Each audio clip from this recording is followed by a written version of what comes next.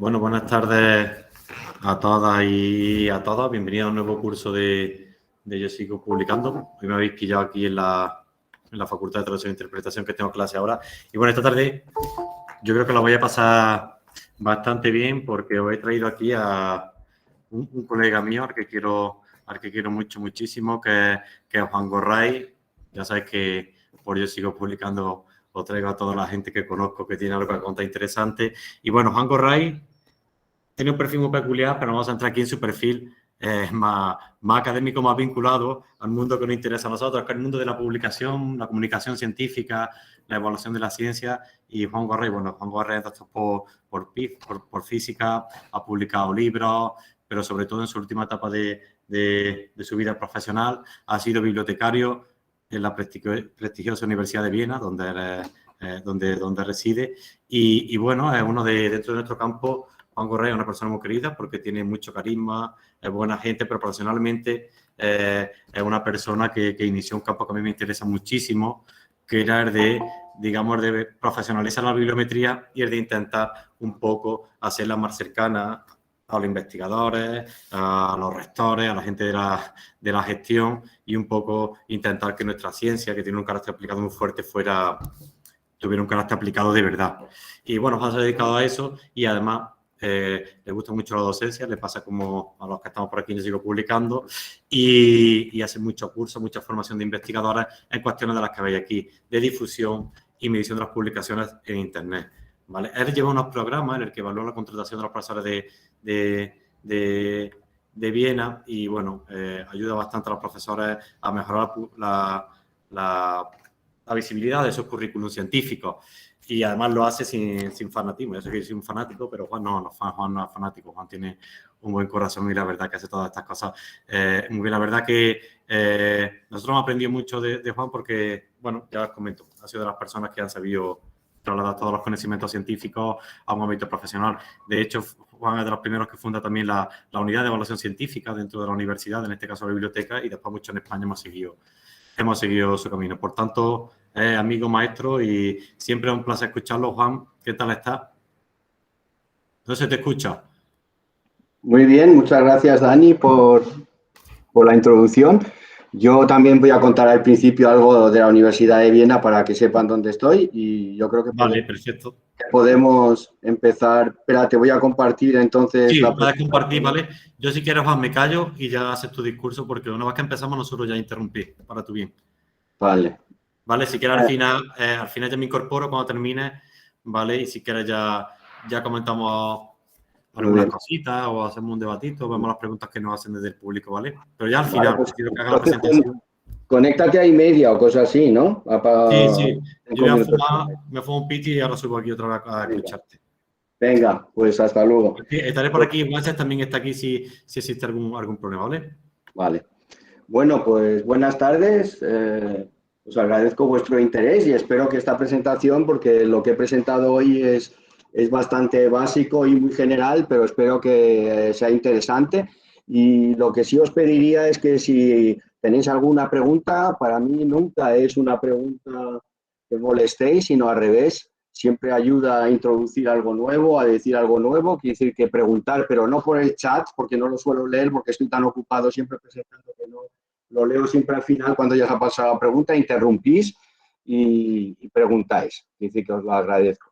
Bueno, pues sí, el título lo dice todo. Vamos a Shakespeare y en lugar de ser hoy en la ciencia, lo importante, más importante que ser, es ser visible. Es como en la vida hoy, en nuestra sociedad actual, más importante que ser es tener. El dilema es hoy tienes o no tienes, pues si tienes eres alguien, ser ya no es tan importante. Parece ser una cosa que va contagiando a todos, vamos, que se va extendiendo por todos los campos.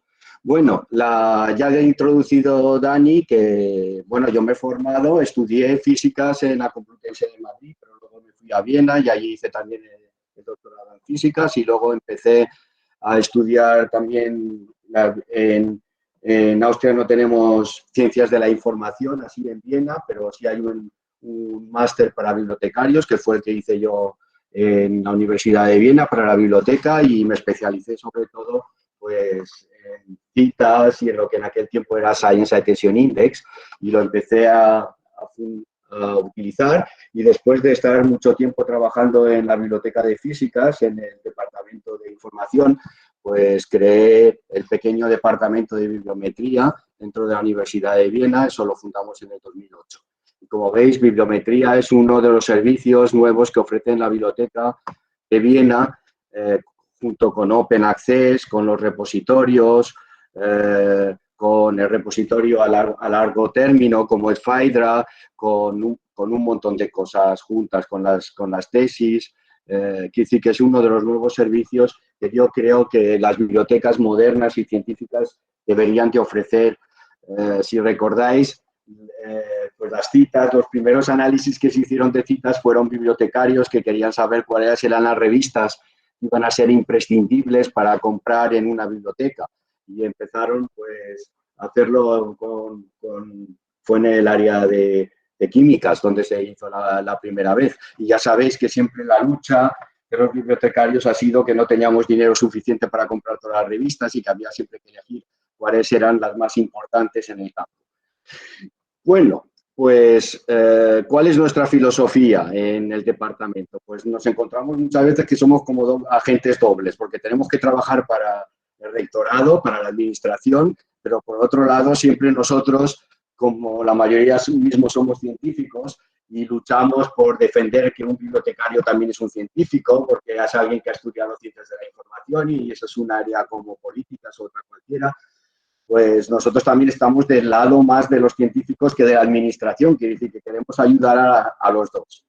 El problema que hay es que la bibliometría, pues para los científicos ya no les gusta mucho la palabra bibliometría porque está muy unida a evaluación. Inmediatamente hay algún resentimiento o alguna cosa negativa. Y justamente lo que nosotros intentamos demostrar es lo contrario, que hoy hay dos tipos de científicos. Hay el científico que está establecido ya, que tiene su propia visibilidad, por así decir, y ahora hay el científico joven que empieza una carrera. Y ese científico joven que empieza una carrera, hoy sabéis que estamos como en una selva del publish or perish, que hay que publicar por narices, que hay una cantidad de publicaciones que es imposible de leer, y la gente joven necesita también pues ayuda, necesita que alguien les ayude a hacer mejor sus estrategias de publicación, a mejorarla, a saber por qué no ha funcionado, incluso si era un artículo de muy buena categoría, por qué no ha tenido la repercusión que debería de tener, cuáles han sido los problemas para que no lo alcanzara. Al mismo tiempo, queremos, claro, aumentar la visibilidad tanto de nuestra institución como de nuestros científicos, y por eso nos ocupamos mucho, porque uno de los métodos más importantes de aumentar la visibilidad es, claro, que se hayan adoptado los que en inglés se llaman permanent identifiers, ¿no? Que son como el DOI y el ORCID ID y estas cosas de las que hablaremos luego también.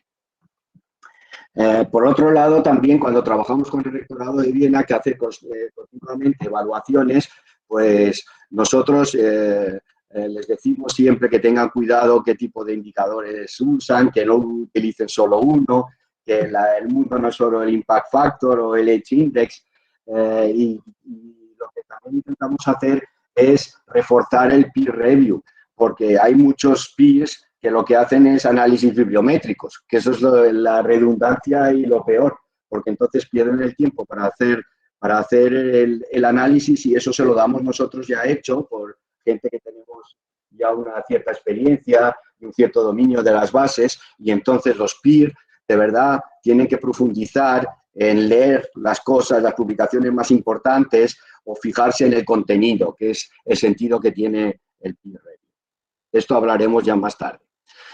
Y luego la última cosa que tenemos es que pues, la ciencia está cambiando un montón, estamos en una nueva era de la ciencia. Hoy tenemos Internet, que lo está moviendo todo, y hay los medios sociales, y también esto, pues ahí tenemos que confrontarnos con esta es un nuevo desafío para todos, para tanto la gente que trabajamos en bibliometría y que intentamos ayudar, como para los mismos profesores o estudiantes que no saben lo que hacer o cómo reaccionar al bombardeo al que te ves sometido y continuamente. Si alguno de vosotros ya publica y trabaja, pues le pasará lo que nos pasa a todos nosotros, que casi cada día ya recibimos no sé cuántas solicitudes de hacer revisiones de artículos de diferentes revistas que no tienen nada que ver con nuestra área, pero hoy se publica bibliometría en la dermatología incluso. Y he Oye, recibido... Juan, ¿Me oyes? ¿vale? Sí, te quería, disculpa que te interrumpa, pero te estamos viendo mucho y se hace como una especie se te pierde el sonido. Digo, que tomas mucho hacia atrás y hacia adelante y se te pierde un poco la voz. Ah, vale. Porque para que te quedes quieto en pantalla y puedas hablar, que se te pierde un poco y a veces no se te entiende muy bien. Venga, dale. Intento quedarme quieto, pero es difícil. Ya, te conozco. Que lo que te pido es difícil, pero bueno. Venga, gracias. Venga. Bueno, pues estaba diciendo que era cómo afrontar el desafío de todas estas cosas que están sucediendo últimamente, que están revolucionando el mundo de la comunicación y sobre todo de la comunicación científica. Bueno, aquí también tenéis muy rápido los servicios que ofrecemos nosotros y como veis no solamente son para la biblioteca, sino también para los científicos, para la administración y también hacemos análisis externos. Los 3 primeros son gratis, cuando hacemos ya para alguien que no es de la Universidad de Viena, pues tenemos que cobrar para cubrir los datos, para cubrir los gastos. Bueno, muy importante es que la bibliometría hoy es el único complemento que tenemos o la única ayuda que tenemos para el peer review. Y que el peer review pues ahora mismo se encuentra en una crisis, ahora lo profundizaremos. Y lo bueno que tenemos es que el peer review por un lado es más bien cualitativo, pero es de carácter subjetivo, como todo lo que es cualitativo, quiere decir que siempre que se pregunta hay muchas veces una disparidad de opiniones, mientras que la bibliometría, lo importante es, aunque tenga solo un carácter cuantitativo, pues es siempre de carácter objetivo. Y por eso la mezcla de los dos es tan ideal, y es lo que en inglés llaman el informed peer review, que decir, nosotros verdaderamente, los que trabajamos en bibliometría, lo que hacemos es informar de manera cuantitativa a los peers para que puedan trabajar ellos de manera cualitativa lo más mejor posible y con la mejor información posible que tengan adicional. Bueno, el gran problema que tenemos hoy, que yo creo que va a ser fundamental para el futuro, es el peer review, porque está alcanzando sus límites. Ya he dicho que recibimos tantas peticiones, solicitudes para revisar documentos que es imposible, nos vemos bombardeados, cada vez hay más artículos y necesitan más revisores. La mayoría de los revisores ya no tiene tiempo ni siquiera para leer las cosas, se mira quiénes son los autores, el double blind que existía antes era que ni el autor ni el revisor supieran la identidad del uno del otro, pues prácticamente no existe. Y en el fondo, aunque se practicara, cuando el revisor lee lo que se cita, pues fácilmente encuentra quién va a ser el autor. Y si es de área, si ve lo que está citando y el grupo que está citando, generalmente tiene ya una idea de por dónde se mueven los autores. Es decir, sin que lo tenga que decir, se sabe ya se puede tener ya una idea bastante clara de quién puede ser el autor que está detrás del documento. Esta pregunta para mí es vital y yo creo que va a ser tenéis que pensar que el peer review ha sido el motor para siempre, para mejorar y para controlar la calidad de la ciencia y de las publicaciones científicas. Es muy curioso que uno de los primeros que criticó fundamentalmente y que incluso lo hizo un boicot al peer review fue Einstein, porque una revista le dijo que iban a mandar su publicación a un revisor y dijo que quién podía revisar ninguno de sus trabajos porque nadie lo podía entender mejor que él. Y desde entonces no quiso publicar en esa revista más. Es decir, que ya veis que el peer review siempre ha tenido una componente subjetiva muy importante. El problema de hoy es el tiempo y la cantidad de publicaciones que se hace. Y el peer review no tiene tampoco unos controles muy fuertes de que haya un formato que tengan que hacer todos.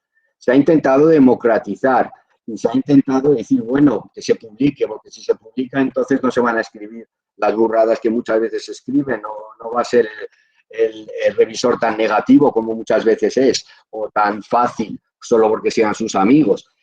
Pero por otro lado, en el mundo anglosajón, la privacidad, la mayoría se conocen y entonces hay una inhibición cuando estás revisando el artículo de alguien que conoces y que ha sido coautor tuyo, ya prácticamente tenemos tantos coautores, casi todos, que es muy difícil encontrar a un revisor que no haya sido un coautor. O pensar simplemente en una publicación de estas que se producen en la energía, en la High Energy Physics, eso, en la física de altas energías, en donde tienes a 1.500 coautores juntos de 500 instituciones. Ahora busca un revisor para ese artículo de 1.500 en una misma especialidad. Es casi una locura, es por no decir una utopía o es algo que ya no puede funcionar. Y tenéis que pensar que la ciencia está cambiando, de que el autor cada vez está perdiendo más peso y ya vamos hacia las cooperaciones grandes. En algunos campos esto ya es la genética, la astrofísica. Ya veis que solamente hay la cooperación Atlas, 1.000 personas, o otra cooperación. ¿Quién es el autor? ¿Qué parte de publicación tiene o no? Y esos van a ser pues las preguntas que vamos a tener que confrontar en los siguiente tiempo. A esta crisis del peer review se une que la ciencia pues tiene la cultura de publicación es completamente diferente según la especialidad en la que estés. Y hay una diversidad enorme. Por un lado tenemos las ciencias duras, como así las llamamos en la bibliometría. Por otro lado tenemos las ciencias sociales y las humanidades, que son completamente diferentes. Por otro lado tenemos matemáticas, que se parecen más a humanidades que a las otras. Y tenemos por otro lado informática, que también tiene otra dinámica especial, o economía, con sus preprints y con sus artículos que tardan años en aparecer. Quiere decir que es también una dificultad más para aumentar o para intentar decir algo sobre la visibilidad y cómo aumentar la visibilidad. Es muy importante entender, aquí nos vamos al libro de Sola Price, que escribió Little Science, Big Science, y que por eso se le dice que es el padre de la bibliometría, y en él pues analizaba cómo el mundo de la ciencia iba cambiando. Y al principio se hablaba de la Little Science, de la ciencia pequeña. Tenéis que tener en cuenta que en las palabras little y big, mucha gente siempre aporta una determinada calidad, pero no. Little no quiere decir que tenga menos calidad que grande. Little es que es diferente, pero no es que sea peor que la grande, ¿vale? Pero está claro que la ciencia ha ido cambiando y de la Little Science, donde teníamos a autores que trabajaban solos y normalmente publicaban en libros, antes era el canal más utilizado para publicación y el de más prestigio, pues hemos pasado a la Big Science, donde la gente, los autores vieron que trabajando juntos podían lograr más, llegar más lejos, porque si el uno era muy bueno en un campo y el otro, por ejemplo, experimental y el otro era muy teórico, pues juntos podían hacer cosas mucho mejores. Los libros se quedaron ya muy cortos y eran muy poco rápidos para comunicar los conocimientos científicos y se pasaron a las revistas. Esa es la época que analizó de Sola Price en este libro. Pero es que hoy hemos seguido y hoy estamos ya en lo que llamamos la e-science o la ciencia electrónica o los big data o como que están generando, y aquí ya tenemos cooperaciones que son tan grandes que hay publicaciones que tienen casi más autores que palabras. Tenemos el movimiento de Open Access, de las citas hemos pasado a los links en Internet, porque las cosas también van a recibir hyperlinks, que son como, en el fondo son como citas, pero que se producen en el web.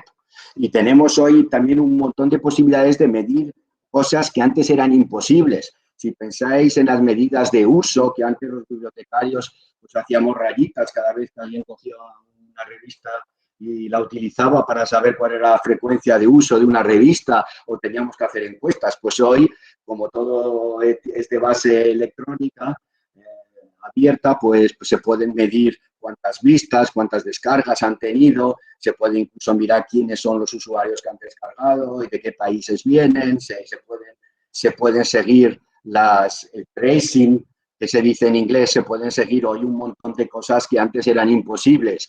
Es decir, llegamos hasta cosas tan banales como los Facebooks o los Twitters, pero hay también cosas muy interesantes como las menciones que han tenido en los medios de divulgación más rápidos, como pueden ser los periódicos o las citas que han tenido en Wikipedia o menciones que han tenido en Wikipedia. Hay muchos, o en los documentos que son gubernamentales, los policy documents.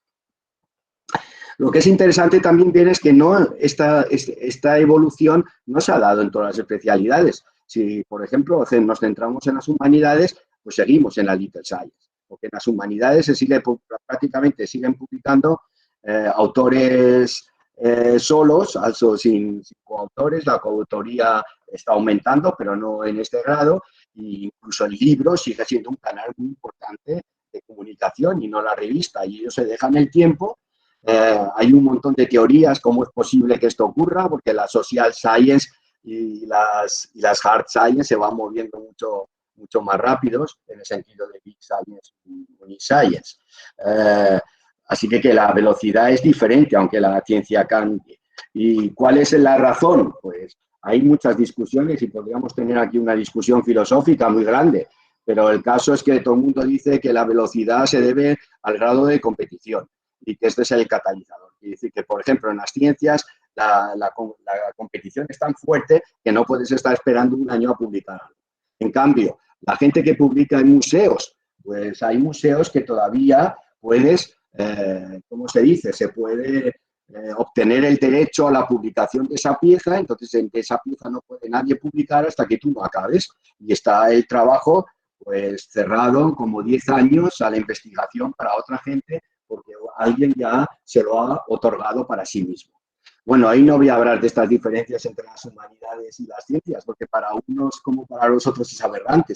Si dijeras que en medicina uno va y se escoge un tema y digo, bueno, yo me voy a dedicar a la tuberculosis y ahora nadie puede hacer nada sobre la tuberculosis, pues no sé, seguirían muriéndose de tuberculosis. Pero hay en otros campos en los que así funciona. Lo que es importante de entender es que siempre que hay un cambio, y esto es muy bonito en el idioma inglés, se ve muy fácil, pues hay una nueva oportunidad. Es decir, la palabra inglesa es muy bonita porque change, podemos ir a chance de encontrar una solución. Y esto es lo que hay que saber aprovechar. Quiere decir, generalmente también la gente que somos mayor tenemos siempre la idea de que cualquier cambio es malo. Pero no es verdad tampoco. Cualquier cambio puede ser también una oportunidad a mejorar, una oportunidad a improvisar. El gran problema que tenemos todos es que estamos agobiados, que estamos bombardeados por publicaciones, que la gente, que hay más de una publicación por segundo entra en Web of Science directamente. Solo en un banco de datos que ya como todo el mundo sabe no es el más completo de todos. Y si ya se analiza lo que pasa en el mundo de Internet, pues uno se vuelve loco de lo que pasa en un minuto. Y el problema que tenemos es ya que no solo es el publish or perish, de que hay que publicar, porque si no, no puedes hacer tu propia carrera, ni vas a poder dar a conocer tus conocimientos, ni lo que has hecho tú. Muy curioso esta palabra de Pauli, para que veáis que el problema no es que ahora inmediato, sino que ha habido una evolución y ya en el mismo tiempo de Pauli, pues él mismo decía, porque había gente que publicaba más rápido de lo que pensaba.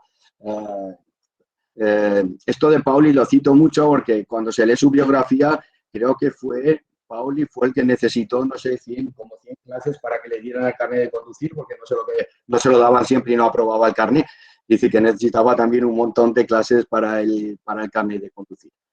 Pero lo que quería decir hoy es que este Publish or Perish dilema, pues que se ve agravado hoy por la cosa de ser visible o no. Es decir, hoy se puede publicar cosas maravillosas, pero si no has conseguido la visibilidad, pues no las va a valer nadie ni las va a tener nadie. Y ahora el problema es cómo hacemos la visibilidad. Lo vuelvo a decir, no penséis que este tema es algo nuevo ni muy propio solo de la ciencia. Pensad en el arte. No sé si os acordáis, pero ha habido artistas muy famosos como Dalí y tal, que para hacerse visibles incluso habían imaginado poner bombas en trenes o hacer algún tipo de acción que les hiciera públicos o les hiciera aparecer en los periódicos y les hiciera ser famosos. Si leéis del arte, esto es a partir del siglo XX, que ya empezó a aumentar el marketing, el saber venderse, el saber hacerse visible, con escándalos, con provocaciones, con lo que fuera. En la ciencia, el escándalo y la provocación todavía no existen de manera clara, aunque quién sabe si no van a poder aparecer en los próximos tiempos. Y lo que también vemos, que os he contado antes, que es muy típico, es esta dicotomía que hay hoy en día, esta diferencia entre el científico, que ya está establecido, que ya ha conseguido su visibilidad y puede vivir muy bien, puede tomar su café tranquilo, y cuando se va de vacaciones disfruta sus vacaciones, y tenemos al joven que empieza donde la selva del Publish or Perish, donde hay un montón de competición y de gente trabajando con él, y que incluso ese tiempo que tiene libre lo tiene que intentar pues para hacerse a conocer, para establecer contactos, y que prácticamente no le queda ya tiempo para vivir. Digo esto porque es muy importante, porque yo creo que los científicos y la ciencia también tienen que producir una alegría y un placer a la gente que las hace. Si va a ser solo estrés, pues el científico va a degradarse. El oficio y la calidad del científico. El científico va a trabajar bien también cuando tenga un entorno que le ayude y que le resguarde y que le apoye y que le aumente la visibilidad.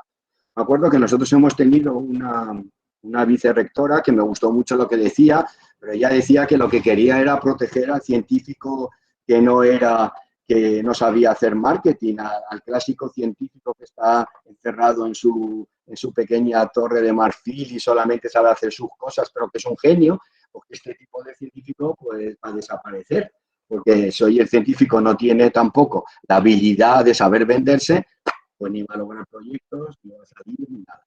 Y que era crucial también para la administración defender a este tipo de gente que son diferentes.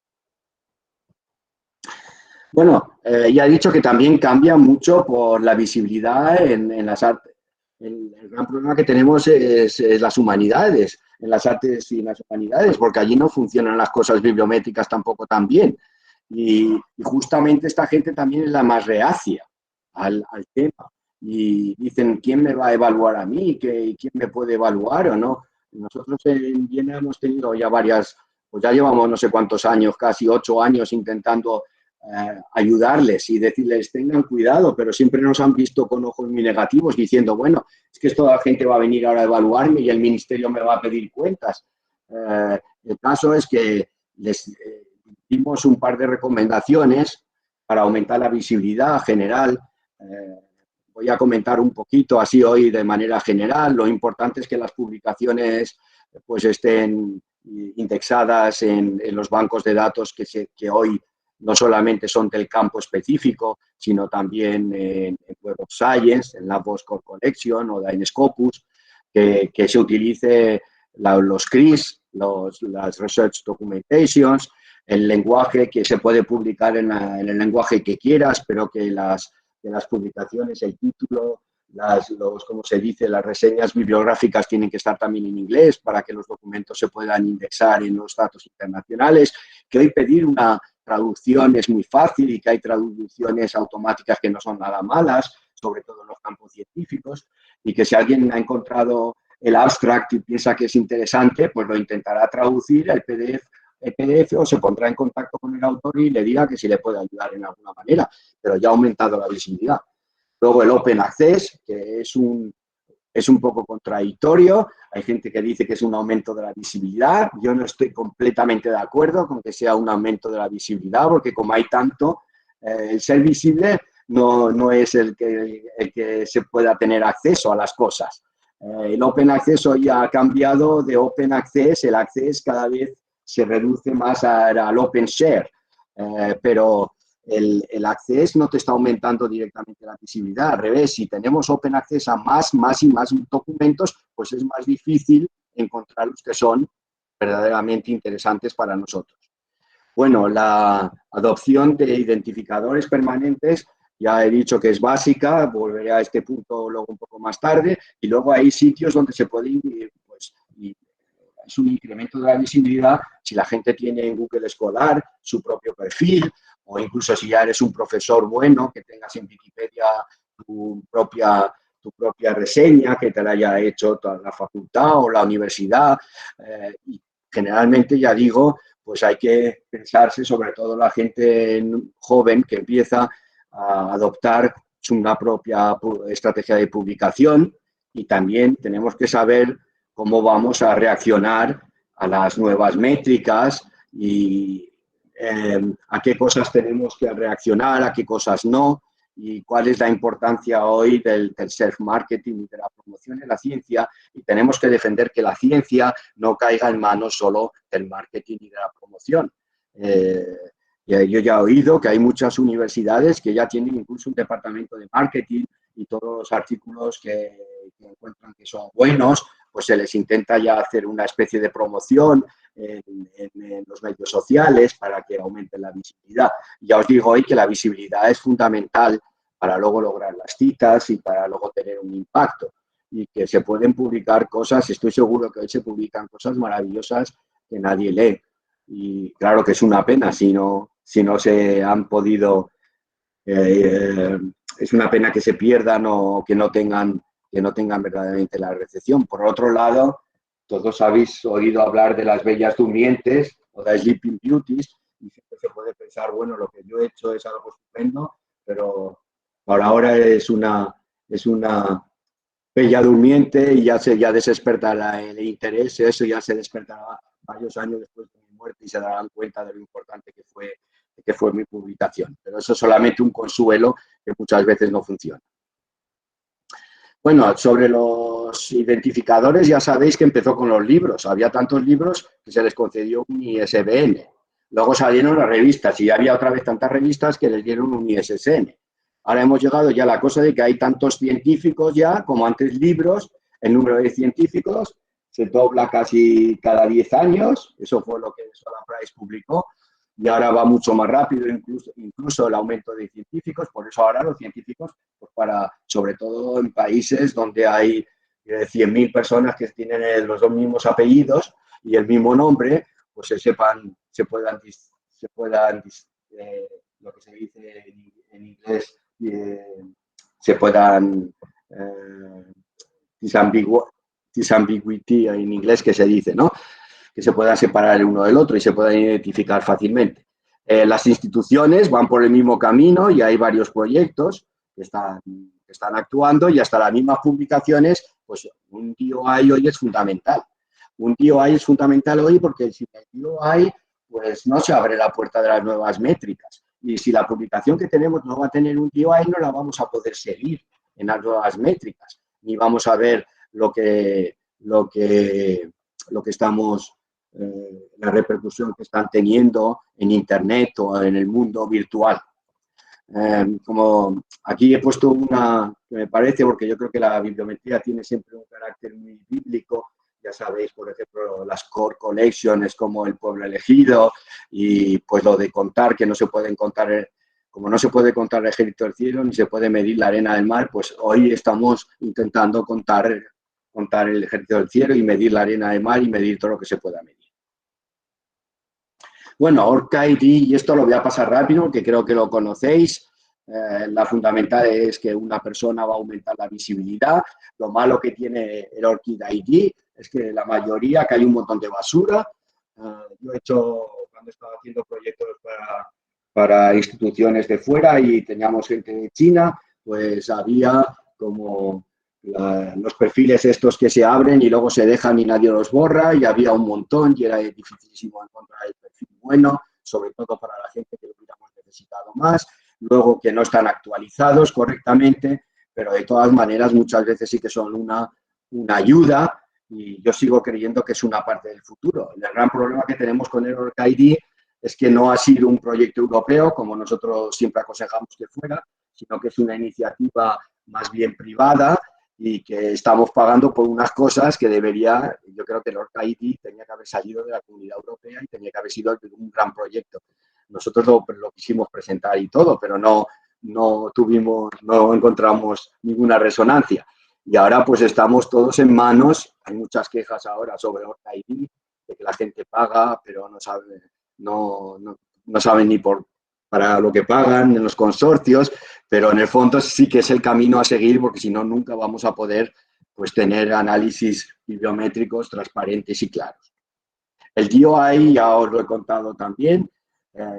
¿Cómo se puede conseguir un DOI? Pues incluso hoy hay países que tienen una identidad que los concede a nivel nacional y que se pueden pedir. Las revistas lo hacen automáticamente. Para aumentar la visibilidad, yo le diría a cualquier científico que no publicaran en ninguna revista en la que los artículos no tuvieran un DOI, porque están perdiendo un montón de visibilidad, y sino que contacten al editor y le diga que se ponga las pilas y que ponga el DOI en su revista. Nosotros hacemos también ayuda a editores, y es uno de los puntos que siempre tocamos muy fuertes. Otra manera, si habéis publicado un report y no sabéis cómo podéis conseguir un DOI, pues existe Zenodo. Zenodo, si subís algo a Zenodo, os van a conceder un DOI automáticamente y normalmente es gratuito. Y es una de las maneras, pues, por ejemplo, de la literatura que no es oficial, pues inmediatamente que conceda un DOI y poder seguirla también. Bueno, ya sabéis que el gran dilema de cualquier persona es siempre donde hay que publicar primero. Generalmente siempre se dice que lo mejor es publicar primero en una revista, que es la publicación rápida, y luego se puede hacer algo más grande en un libro, ¿vale? Pero siempre el problema es elegir cuáles son las revistas más adecuadas, las revistas top en el campo, las que me van a dar más visibilidad. Ya veremos este dilema, porque antes la visibilidad bibliométrica, como la hemos definido, sobre todo nosotros en Viena, venía dada por el prestigio y la calidad, el prestigio, la reputación de las revistas donde se publicaba. Pero hoy es que la visibilidad ya hemos visto que se va a ver afectada muy fuertemente por el marketing y por las promociones, por las técnicas de promoción que la gente vaya haciendo.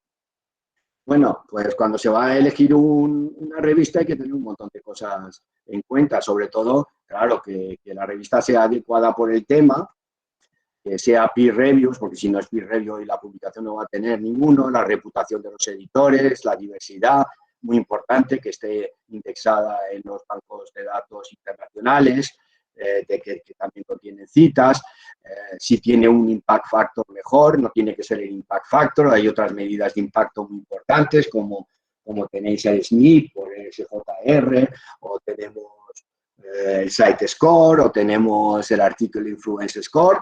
La que más se siguen utilizando es el impact factor, desde luego, pero luego también el retraso que hay en la publicación.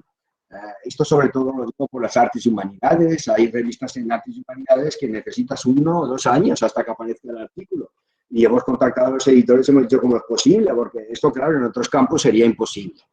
Luego también si es Open Access o no es. Luego si también incorporan las nuevas métricas. Y hoy también, para saber si la ciencia no ha sido fraudulenta o no, pues la petición de que los research data, los datos que se han producido durante la investigación, pues que también se publiquen o al menos sean accesibles al público a través de uno de los repositorios que hoy hay justamente para introducir datos. El gran problema que tenemos hoy todos es, por ejemplo, si veis una revista y os dicen que tiene un impact factor y buscáis la revista en Web of Science, en JCR y no aparece, pues no puede tener un impact factor. Es un impact factor que es un fake impact factor y que lo han calculado ellos mismos. No quiere decir que la calculación sea completamente falsa, porque igual lo han calculado como se calcula en Web of Science, lo que cuesta un montón de tiempo y de trabajo, pero no es el legal. El impact factor legal aparece en JCR y tiene que estar en Web of Science. Si no, tiene que estar en Scopus o si no, tiene que estar en SJR, y ahí siempre hay una documentación muy clara cuáles son las revistas que no. Hoy el gran problema que tenemos son los predatory journals, como se dice en inglés, y hay que tener mucho cuidado publicando en ellos. Hay muchas maneras de verlo. A mí me parece que Elsevier se ha esforzado, no es nada malo el resumen que han hecho de lo que hay que tener en cuenta cuando se va a publicar en una revista. Es muy parecido a lo que yo os he dicho antes, por lo que voy a ir un poco rápido. También que si veis que os están mandando continuamente mails y diciendo publica aquí, va a tardar muy poco o va a ir muy rápido y el peer review y en tanto tiempo lo vais a tener solucionado y tal y cual, pues que hay que tener mucho cuidado. Porque además luego también piden dinero por publicar y luego se da uno cuenta de que la publicación en esa revista pues incluso puede ser hasta algunas veces negativa. Quiere decir, también hay unos criterios éticos cada vez más fuertes. Se han fundado grupos como el Comité de Publicación Ethics, COPE y otros que han aparecido para intentar reforzar el proceso. Ha habido muchas discusiones en cuanto tanto a retracciones o otro tipo de publicaciones. Y, por ejemplo, ya veis que hay dos... en Science Direct, si la gente que lo conocéis, aquí solamente hay revistas de Elsevier, que no es lo mismo que Scopus sí que están todas las revistas de editores de todo el mundo, pero Science Direct son las revistas ya solo que son de Elsevier, y lo que sí ahí tienes una información muy interesante tanto para artículos, para autores, sobre todo cómo publicar, cómo lo podéis hacer rápido, muy interesante. Un ejemplo que os voy a dar también de cómo aumentar porque no funciona en algunos campos, os he dicho, como la teología, y aquí me parece muy importante lo que ha hecho la Universidad de Viena, la facultad, no nosotros, la misma facultad que se ha visto motivada y da una lista para los científicos de cuáles son pues las revistas y las series en las que se recomienda. Incluso también se analizan las editoriales que son más importantes en el campo, qué otras listas hay internacionales para teología y cuáles son los requisitos que se tienen. Así que veis que hay también hoy un movimiento. Yo creo que esto es una de las repercusiones de nuestro intentar ayudar a las facultades y a los científicos a mejorar su visibilidad, que en Viena está funcionando. Esto también existe, ya os he dicho, no solo en Viena, pues tenéis en la Universidad Católica de Leuven, también fueron los primeros, yo creo, casi que empezaron a hacer estas listas también, donde aconsejan qué tipos de revistas son. Es muy parecido a las listas que se hacían antes también, de manera más bien cuantitativa, de los proyectos que se hicieron antes para analizar las revistas de las humanidades. Otro instrumento que es muy importante y que muchas veces no conocen, muy conocido en las bibliotecas, pero no tanto en el mundo de la bibliometría, es URRIG, el directorio de revistas. Aquí es donde se puede encontrar la información de si una revista es, por ejemplo, que es peer review o no, si una revista es open access o no, en qué formatos aparece, en dónde está indexada, que es muy importante, es una de las informaciones más importantes que contiene URRIG. y claro, también en qué idioma, en qué país, veis que es una mayoría. Es decir, que es una cosa que nos puede ayudar mucho también a evaluar las revistas y a elegir una revista o no. Y también ahora ha salido una cosa que se puede probar y algunas veces da unos resultados un poco absurdos, pero si vais a Web of Science, hay lo que se llama el servicio Master Journal List y podéis incluso poner vuestro abstract y lo mandáis y os va a decir en qué revistas lo podríais publicar o no, de acuerdo con el tema y con las palabras del abstract. Es un poco gracioso, si tenéis tiempo, mirarlo. Aquí es cómo se hace. Bueno, un poco más difícil que elegir las revistas es elegir también a la editorial. Y ya veis que hay muchos tipos de criterio para elegirlos, pero el gran problema es que, claro, el editor no tiene como la revista una historia, cada libro es único y la editorial no siempre habrá por el libro. Quiere decir que no es lo mismo que la revista. También es verdad que en la revista hay artículos malos y buenos, pero la editorial es un poco todavía más general y más difícil de analizar, aunque hoy se empiezan a utilizar casi los mismos métodos.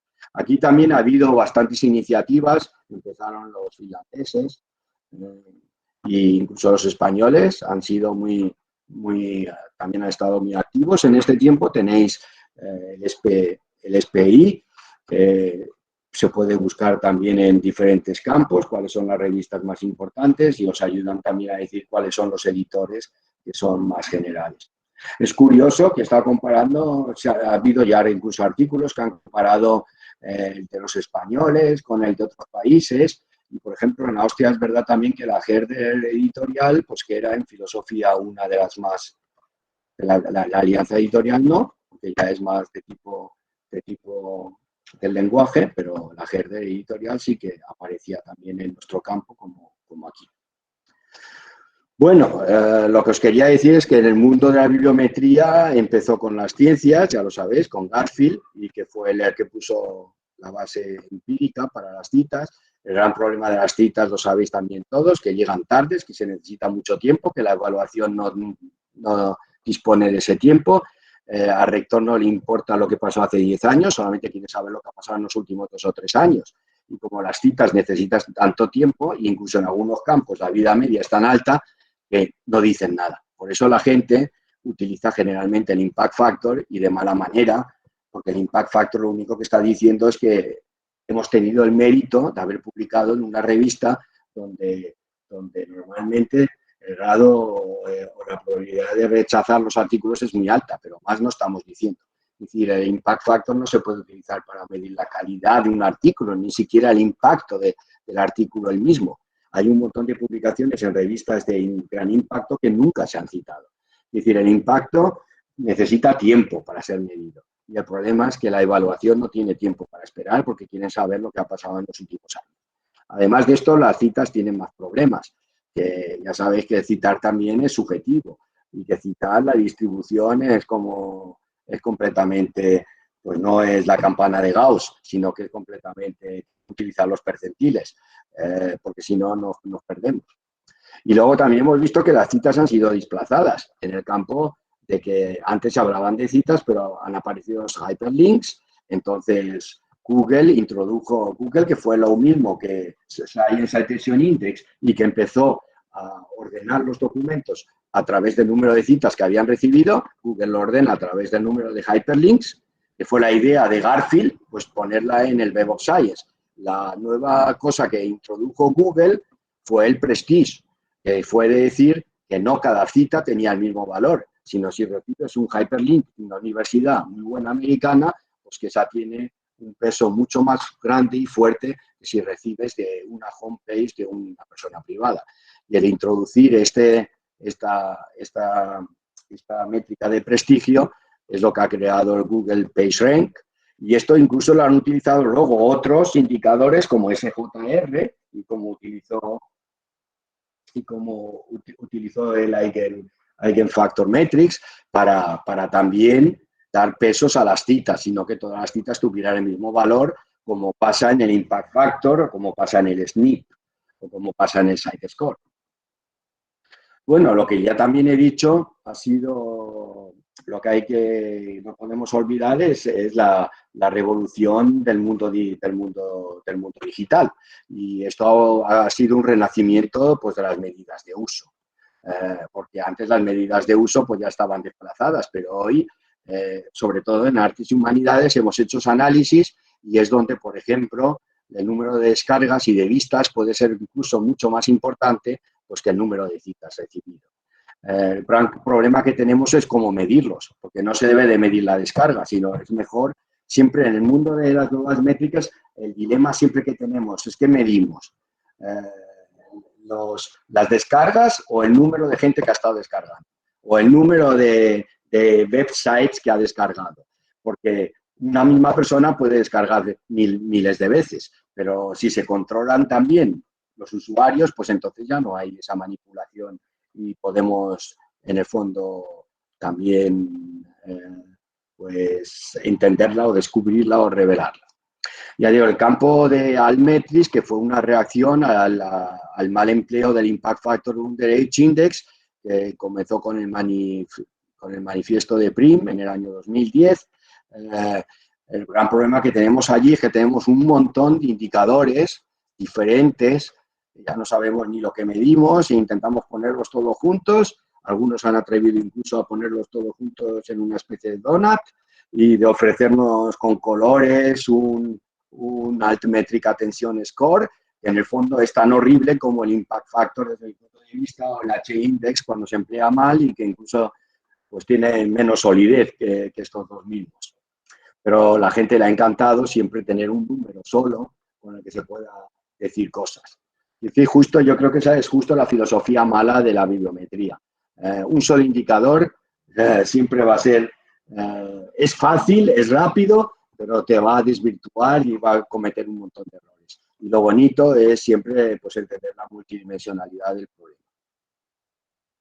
Bueno, al principio se pensó que esto iba a ayudar un montón en las humanidades, pero el problema de las humanidades es que la mayoría de los documentos no tienen ni siquiera un DOI y que ahora están aumentando, pero que entonces no se puede seguir la mayoría de los documentos. Quiere decir que fue como un jarro de agua fría a la gente que pretendía que esto ahora nos va a ayudar un montón en las humanidades. Es decir, que seguimos todos esperando.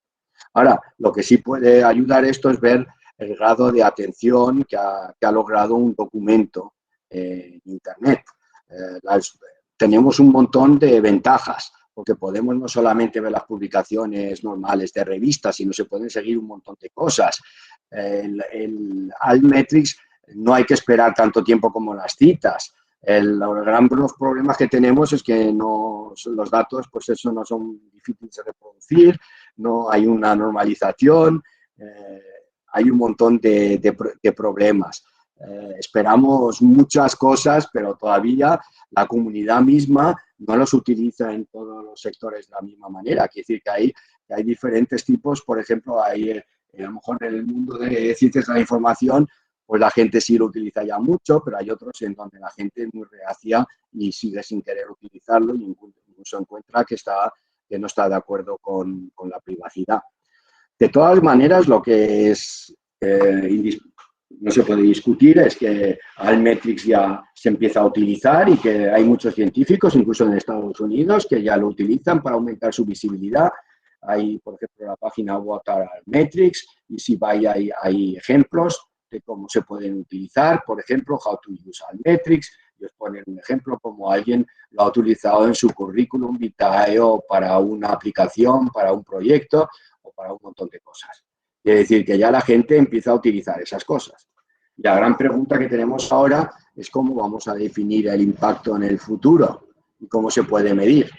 Por un lado tenemos la métrica de las citas, también tenemos las métricas yo la distingo del Altmetric porque son las medidas de uso, y luego tenemos el Altmetrics, pero también hay partes que no está totalmente aclarado. El Altmetrics muchas veces contiene también las métricas de uso, incluso algunas citas en Wikipedia, citas en Policy Documents. Es decir, que está todo un poquito todavía sobrepuesto y no está todo claro. Entonces tendríamos que reinventar un poco cómo vamos a ir funcionando, cómo va funcionando el mundo de la publicación. Cuando publicamos un artículo, antes, para aumentar la visibilidad era muy importante pues las palabras que escogiéramos, los keywords, si se trataba de un hot topic o no, en qué banco de datos lo habíamos, estaba indexado, la reputación de la revista, que venía a través del impacto de la revista también, pero hoy aparece un nuevo campo que es la promoción en Internet. Y esto estaba pues, modificando mucho el mundo de la visibilidad y tenemos que volver a definir qué va a ser la visibilidad. La visibilidad ya no es que el artículo sea un hot topic y que se haya publicado en una revista de alta reputación o con un gran impacto. Luego hay la gente que lo descarga. Las descargas, para mucha gente dicen que es una medida de uso, pero es verdaderamente, no miden nada más que el interés o la intención que tiene la gente de leerlo. Pero no podemos decir que sea el uso verdaderamente, solo la intención de que quieren usarlo. Pero ¿cuánta gente hay que colecciona millones de documentos en su biblioteca y no los lee en toda su vida? Es como el complejo Messi, de la gente que va recogiendo cosas por la calle y lo guarda todo en su casa. Y luego tenemos las citas que deben de medir impacto, porque como es el método típico para reconocer el mérito de una publicación, pero ahora hay que ver a quién se dirige la publicación, porque la gente que publica, que es el publish or perish, es solo una parte de la scientific community, pero luego hay el mundo de la gente que más bien learning and teaching, que no publica un montón y que también utiliza las cosas, y luego hay otra parte de la scientific community que ni la uno ni lo otro, ni hacen lo uno ni lo otro. Y luego tenéis aquí como lo que en inglés se llama la helix, que son la academia, el gobierno y la industria, que también son sectores a los que se puede dirigir la publicación. Y luego en algunos campos, como en las humanidades, pues es la sociedad entera. Y depende mucho del grupo al que nos estamos dirigiendo para saber la visibilidad que ha obtenido y cómo la vamos a poder medir. ¿Cómo se mide la visibilidad? Esto lo voy a saltar mucho, porque ya veo que estamos llegando al final. ¿Qué métodos hay nuevos? Pues hay el Altmetric.com, que es el que se ha establecido más. Al principio había la competencia con Plamix de Scopus. Plamix ya solamente existe como parte de Scopus, pero va perdiendo bastante peso, aunque era muy interesante porque intentaba ser multidimensional y en lugar de un donus intentaba pues, separar los diferentes campos de citas,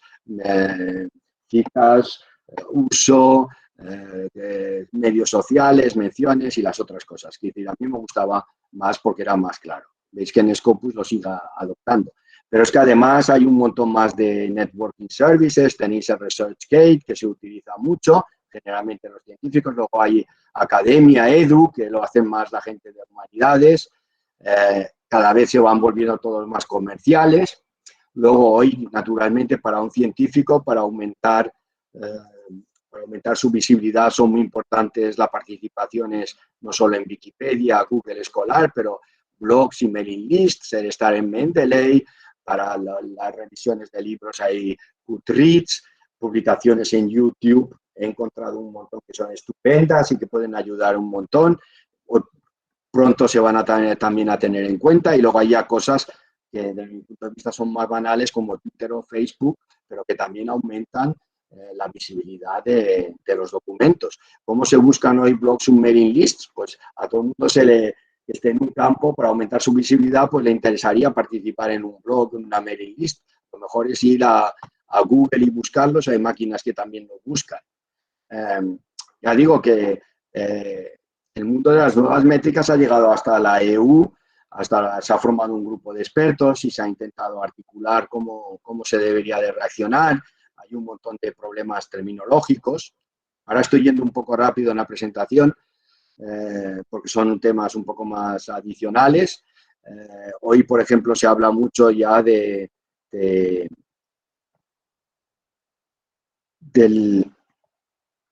la Scholarly Metrics en general para agrupar a todas juntas.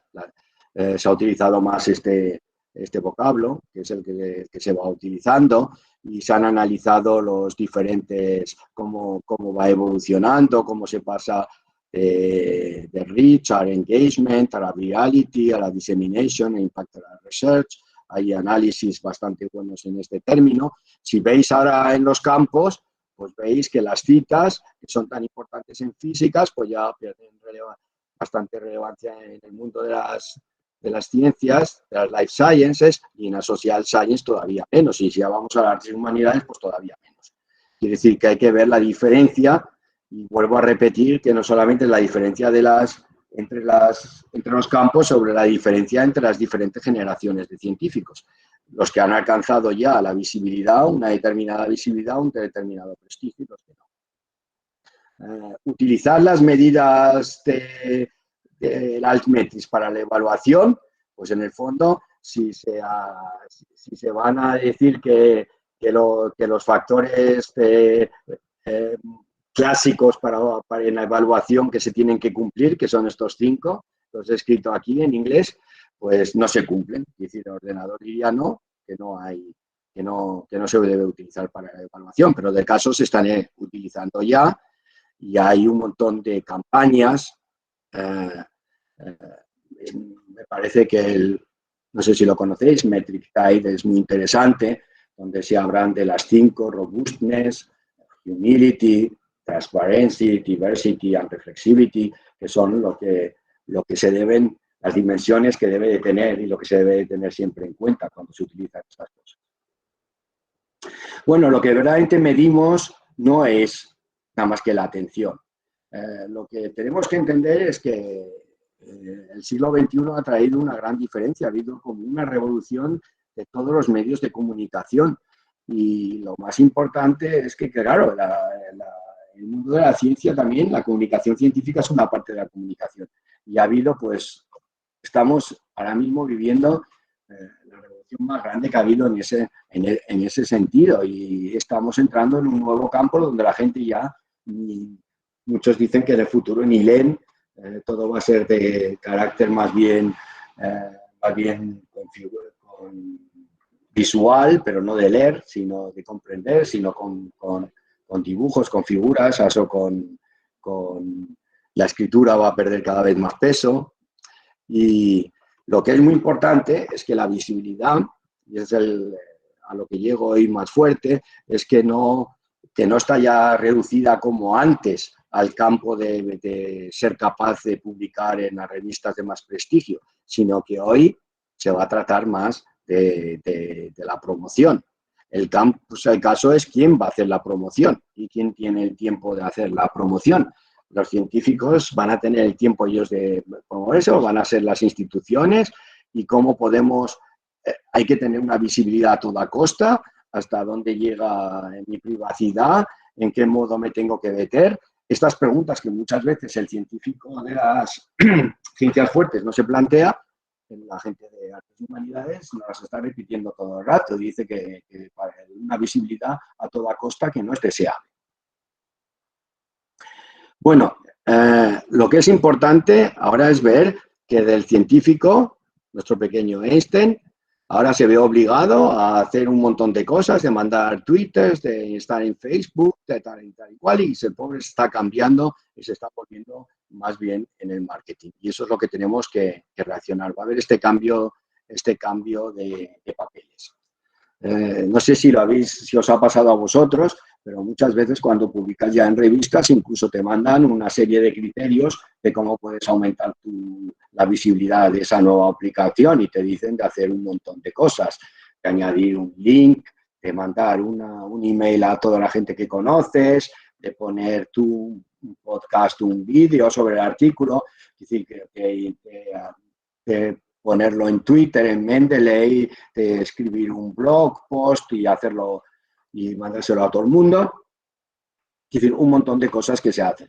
Yo generalmente, si digo, si hay un mailing list y cada participante del mailing list manda cada vez que escribe un nuevo artículo un mailing, pues nos vamos a ver desbordados. Incluso este señor se va a volver simpático y mucha gente no lo va a leer ya, solamente por el mero hecho de estar dándonos la lata todo el rato cada vez que publica algo, de decirnos que ha publicado algo nuevo.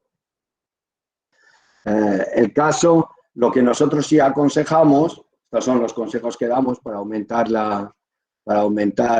La visibilidad es que nuestros científicos utilicen el CRIS que tenemos en la Universidad de Viena, que tenga su propia página web por si cambian alguna vez de universidad. La movilidad hoy es muy grande, que tengan un OrgID, que en Google Scholar Citations a lo mejor tengan su propio perfil. Si son profesores ya expertos, que tengan algo en Wikipedia, que utilicen al menos un Social Reference Manager y un Reference Manager como Mendeley y EndNote para que tenga su propia biblioteca de artículos. Y luego, claro, si tienen tiempo, pues siempre se pueden dedicar a ver un poco lo que pasa en ResearchGate o Academia Edu. Yo cada vez tengo más problemas. Academia Edu te pide dinero cada vez que haces algo, te lo ofrecen al principio gratis, pero luego ya se va volviendo una exageración o algo que no conduce a ningún lado. Y muchas veces es peligroso recomendar a alguien hacer algo y que haya estado perdiendo el tiempo 2 años y que luego ese instrumento pues ya no sea de pago o ya no lo utilice nadie o desaparezca o se venda. Es decir, que son cosas muy peligrosas. Esto me hace mucha gracia porque fue uno que ganó el premio Nobel, para que veáis la diferencia de generaciones. Y hoy todo el mundo dice de aumentar la visibilidad, pero de hecho la gente que tiene visibilidad pues no tiene ningún interés ni en aumentarla ni ninguna necesidad. Y por ejemplo este señor, que no sé si le conocéis, el Compton Crick, que ganó el premio Nobel, pues tenía siempre, cuando le escribían, tenía ya todo formulado y escribía que lo sentía mucho, pero que no iba a hacer ninguna de estas cosas. Y veis que son todas las cosas que a lo mejor otros van a decir que son las que te aumentan. Pues él se negaba a hacer cualquiera y ninguna. ¿Por qué? Porque claro, había ganado el premio Nobel y no necesitaba hacer ninguna de estas cosas. Estamos otra vez en el... Y ya para acabar, pues, ¿cuál es el futuro que esperamos? Pues por un lado tenemos los medios sociales. No sabéis que una de las cosas más revolucionarias que tuvimos hace unos cuantos años fue el crowdsourcing, que era cómo podíamos resolver problemas juntos, todos juntos. Quiere decir que una persona no sabía resolver el problema y a través de Internet encontraba a otra gente que le ayudaba a resolverlo. Y ese trabajo en grupo pues te ayudaba. Ha habido gente que ha dicho que este crowdsourcing en el futuro va a ser como el cerebro global. El cerebro global pues va a ser un network general.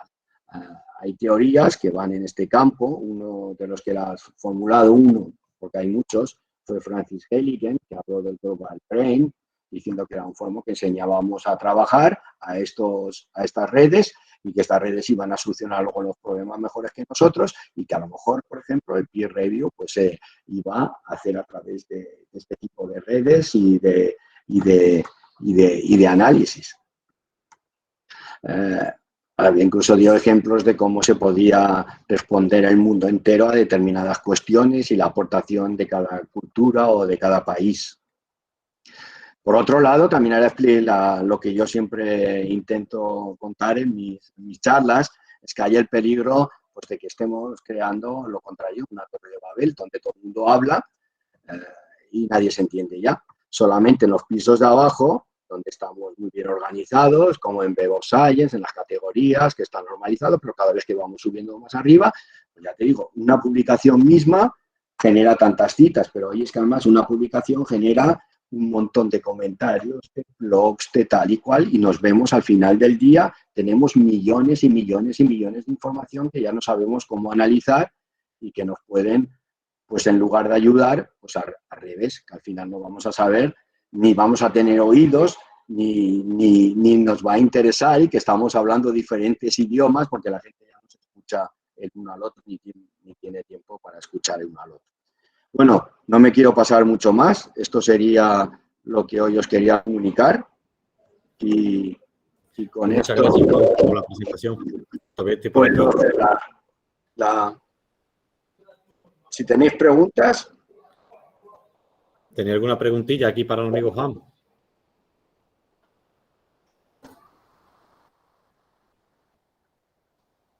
Nadie tiene preguntas para ti. Preguntarle algo. Eso, preguntarme algo si no estoy frustrado de que creo que a nadie lo ha seguido. ¿Puedo hacer una pregunta? ¿Me escucháis? Por favor, Claro. María, sí. ¿María de Rocío o Rocío o María? Rocío. Rocío, ¿no? Hola, buenas tardes. Pues lo primero, Juan, agradecerte tu charla, me ha encantado, de verdad me ha gustado muchísimo y he aprendido un montón de cosas. La verdad es que algunas cosas las conocía y las he recordado y he aprendido un montón. Así que lo primero, pues agradecerte la charla tan buena. Y lo segundo, mi pregunta es, yo soy una gran fan de las revisiones sistemáticas y los metaanálisis, porque en cierto grado quizá podría resolver parte de ese problema, porque, a ver, yo como investigadora es que mi problema, y de verdad mi trabajo es algo que me apasiona, le dedico mucho tiempo, pero yo experimento esto que tú has comentado, es decir, muchas veces es imposible estar actualizado, ni siquiera en tu propio tema, cuando más en el resto de, por ejemplo, las clases que damos, ¿no? Entonces, sí. Yo ya en los últimos años, pues es que si tengo una buena revisión sistemática, un buen metaanálisis reciente, publicado en una buena revista de impacto y con un respeto en el ámbito científico, pues digo, vale. Y si no, pues ya no estoy segura, porque probablemente mañana te vayas a encontrar una cosa en una línea y otra en la opuesta. Entonces, no sé qué opinión te merece a ti esto que comento. ¿Crees que puede, en cierto grado, aunar un poco la diversidad tan grande que tenemos en este momento en casi todos los ámbitos científicos, como tú has comentado?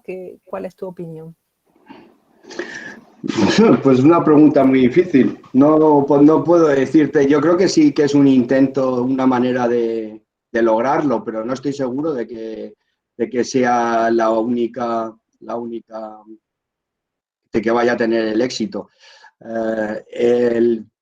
Lo que me parece que es importante es saber exactamente, Rocío, lo que queremos, en qué sentido vamos, qué es lo que queremos. Es decir, a mí siempre me da un poco de miedo comparar cosas que son diferentes, porque hay que comparar cosas que sean diferentes. Tenemos que aceptar la diferencia. Es donde vamos a tener siempre un inconveniente, desde mi punto de vista. Y no me parece que se puedan tratar... no creo que se puedan hacer reglas generales para esas cosas. Quiere decir que siempre va a haber que hacer excepciones y va a haber que analizar los casos puntualmente y ver cuáles son los aspectos o no. Pero sí que es una posibilidad lo que tú has dicho de empezar y de intentar hacer una previa selección, pero es difícil. Quiere decir que no estoy yo muy convencido. ¿Tú qué piensas, Dani? Yo que estoy ahora también escéptico, no tanto con los indicadores, que soy muy fan y yo creo que forman parte de la solución a este caos, porque evidentemente ayuda a ver lo que destaca sobre ese cajón desastre que se está convirtiendo la publicación o comunicación científica o como le queramos llamar. Pero sí, yo creo que al final, digamos que cuando estaba comentando Rocío, yo me acordaba un poco de lo que hacemos en documentación, que al final es la curación de contenidos, ¿no? Tendrá que haber unos super expertos de curación de contenidos científicos que hagan esta especie de revisión sistemática o de análisis experto de contenido, porque si no, no podemos hacer absolutamente nada, no podemos analizar toda la información.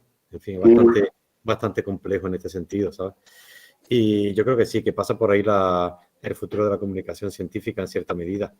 Bueno, pues de la comunicación y de la información, por tener curadores de contenido de manera masiva, porque se demuestra un poco que todos los motores de búsqueda que estamos empleando, ¿verdad?, tampoco funcionan bien del todo, porque yo cuando busco en Google Scholar, en metabuscadores o en bases de datos, cada vez pasa más que cada vez es menos pertinente la respuesta que me dan, o cada vez más confusa, o no sé muy bien qué está pasando. Está pasando con los catálogos de biblioteca, cuando busco en Google Scholar y hombre, yo soy súper experto, te quiero decir, me dedico a eso, entonces no debería tener problemas, pero sí me consta que cuando explico determinados contenidos o cuando estoy con colegas sí les cuesta muchísimo encontrar información, y muchas veces lo experimento yo, que digo, ¿por qué me dan estos resultados tan raros?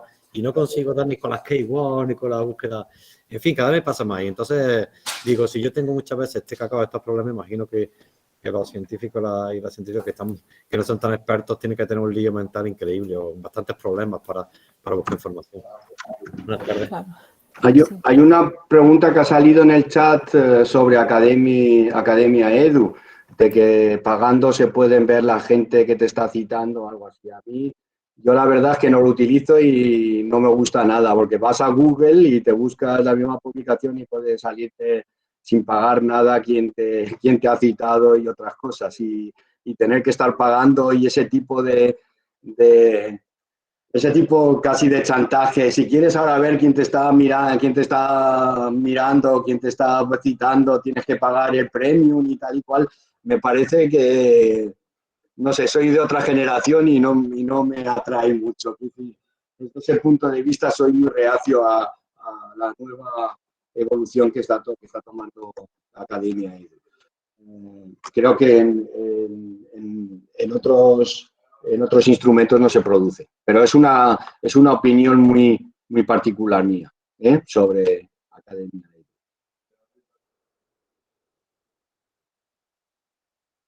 ¿Tenéis por ahí alguna preguntilla más? Yo de todas maneras tengo una opinión clara y definitiva sobre ese tipo de motores, y es que no participáis en ellos ni de coña. Yo no pienso ni trabajar ni para ShareGate, ni para Academia.edu, ni para Pablón. Hombre, te voy a decir una cosa, si tienen el motor y yo puedo añadir mis publicaciones en 2 segundos de manera fácil, bueno, pero no me voy a poner a trabajar en una aplicación, y una aplicación además que como Academia.edu, ShareGate, que trabajan en la línea de convertirte un poco, o sea, han cogido la pelota de las redes sociales, que es un poco toda la parte de todo el sistema adictivo y todo el sistema de que pasa mucho tiempo en la plataforma, y además han hecho una cosa que es la apropiación del contenido intelectual. Entonces yo no participaría. Creo que las universidades tienen sus plataformas, Europa tiene sus plataformas, como había señalado Zenodo. La gente que me conoce también sabe que soy fan, y dentro de la universidad y dentro de instituciones que trabajamos tenemos que desarrollar nuestras propias soluciones, más que entregar nuestro trabajo intelectual a corporaciones académicas. En fin, de todas maneras es cierto que en alguna área funciona, y quien quiera hacerlo, pues debe hacerlo, porque quien quiere usar Facebook, Twitter, que lo haga, pero evidentemente, como ya se sabe, ni las plataformas estas son neutrales, ni están vendiéndonos nada gratis, no están dándonos ninguna cosa gratis, ni nos están conectando. Por toda la vida la ciencia es una actividad de conectividad, no le ha hecho falta que llegara una plataforma de este tipo para crear esos vínculos, ¿no? A la pregunta de Radka que ha llegado ahora en el chat, de si se evalúa por igual la cantidad de citas en humanidades y ciencias naturales, por ejemplo. Las citas sí que se computan normalmente, ya te he dicho, menos donde hay el prestigio que se dice quién ha citado, que son las citas que son las métricas de prestigio. Si no, cada cita tiene el mismo valor, pero no se comparan naturalmente. Y a mí me parecería, a cualquier gente que trabaje en bibliometría, sería un horror que comparases 4 citas de las humanidades con 40, ni que intentaras decir qué significan 4 citas de las humanidades en las ciencias y te pusieras a calcular un factor. Es que son cosas que no se pueden mezclar, son dos mundos diferentes. El gran problema de las citas en las humanidades es que la mayoría de las citas que medimos son las citas que provienen de revistas, pero las citas que vienen de otros métodos de comunicación se pierden. Ahí en Google aparecen un poco más, pero las citas que vienen de libros, como la mayoría de los libros no están indexados en ningún campo, pues no las podemos seguir. Quiere decir que es muy difícil en las humanidades, pero no se deben de mezclar, claro, en absoluto. Las citas las medimos siempre por citas, pero no comparamos nunca citas de un campo con el otro, ni decimos que tengan el mismo valor. Oye, Juan, si no hay más preguntas, pues vamos a ir cortando, ¿vale? Sí. Bueno, preguntas. Gracias a todos y nada, y que tengáis que paséis una buena tarde. Sí. Hasta pronto, Dani. Muchas nosotros gracias. Seguimos en contacto, ¿vale? Sí, bueno, pues ya está. Simplemente recordaros que seguimos con la planificación de Yo Sigo Publicando, que este miércoles tenemos a Romina, que nos va a dar un vídeo de cómo preparar vídeos, artículos. O sea, que continuamos con estas cosas a las que tanto odiaba Crick, o lo que decía, con cuestiones de la difusión. También en relación con el tema de hoy, que recordaros que también daremos un curso sobre eso que llaman Narrative CV o currículum narrativo, currículum, no sé cómo se le llamará aquí en España, discursivo, que también tiene un poco como tiene que ver con estas cuestiones, ¿vale? Y ya mandar un abrazo y muchísimas gracias por atendernos. Nos vemos miércoles morning. Venga, chao, chao.